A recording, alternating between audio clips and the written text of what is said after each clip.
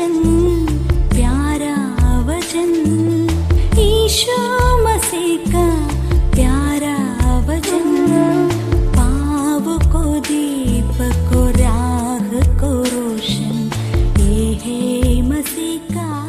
परमेश्वर के पावन नाम की महिमा हो। प्रभात मनन के सत्र 1606 में आप सभी का बहुत ही विनम्रता और प्रेम के साथ स्वागत करता हूं। आइए आज के मनन के लिए हम पढ़ते हैं तीमुथियुस को भेजी गई पौलुस की दूसरी पत्री अध्याय 4 पद 16। मेरे पहले प्रतिवाद के समय किसी ने भी मेरा साथ नहीं दिया, वरन सबने मुझे छोड़ दिया था। भला हो कि इसका उनको लेखा देना ना पड़े। पौलुस के द्वारा लिखी गई पत्रियों का अध्ययन करते समय हमेशा मुझे ऐसा लगता है कि आत्मिक जीवन के क्षेत्र में क्यों ना हो या फिर सेवकाई के क्षेत्र में पौलुस एक हीरो है। परंतु पहली बार इस पद को जो अभी पढ़े हैं हम पढ़े समय मुझे लगा कि पौलुस इस कहानी में हीरो नहीं है, बल्कि सपोर्टिंग एक्टर अथवा सहायक कलाकार है। आप सोच रहे होंगे ना कि मैं क्या बोलने जा रहा हूं, जरूर बताऊंगा। पहले इस पद की भूमिका जरा बताता हूं, उसके बाद बताऊंगा कि इस पद का मनन करते समय मुझे क्यों लगा है कि पौलुस नायक नहीं बल्कि उपनायक है। रोमी नियम व्यवस्था के अनुसार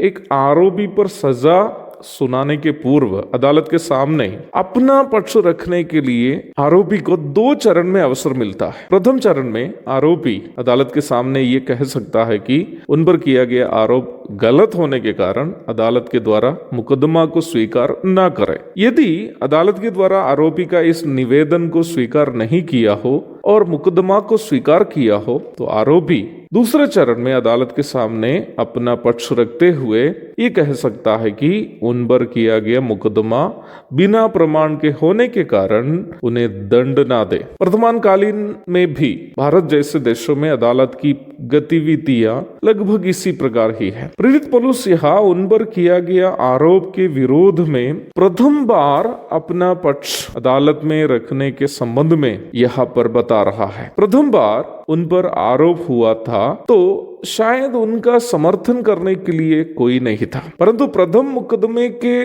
दूसरा चरण में प्रभु ने उनका साथ दिया, इसलिए पहली बार वो जेल से बाहर आ गया था। परंतु इस दूसरी बार जेल में जब वो है, उनको ये प्रतीक्षा नहीं है कि वो रिहा हो जाएगा, परंतु रोमी जेल के ठंडे कमरे में मृत्यु की प्रतीक्षा करते हुए, सम्राट नीरो का तलवार की प्रतीक्षा करते हुए पौलुस उन सभी यहूदी एवं अन्य जातीय लोगों के संबंध में नफरत की बात नहीं कर रहा है, ना ही रिहा नहीं हो पाने के कारण निराशा जता रहा है, बल्कि उन सभी के लिए जो उनका कैद में होने का कारण बने हैं क्षमा करने की वो बात कर रहा है। भला हो कि इसका उनको लेखा देना ना पड़े, भला हो कि इसका उनको लेखा देना ना पड़े।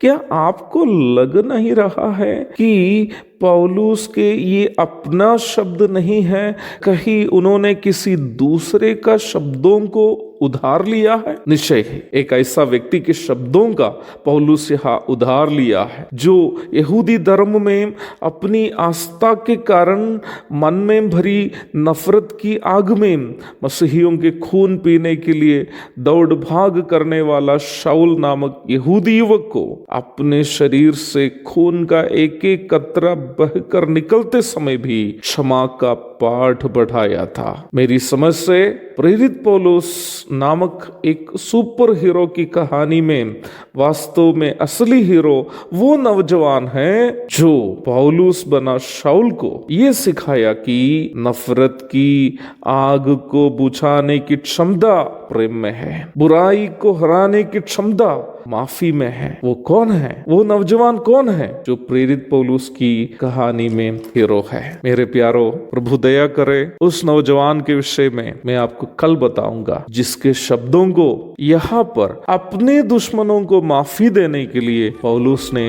उधार में लिया है। पौलुस की कहानी में मेरी समझ से हीरो वो नौजवान है जो नफरत भरे दिल से दौड़ भाग करने वाला शाऊल नाम के पौलुस को क्षमा का पाठ बढ़ाया था। एक और शुभ दिन की धन्य कामनाओं के साथ आज का मनन मैं यहाँ समाप्त करता हूँ। प्रभु आप सबको आशीष दे। आमीन।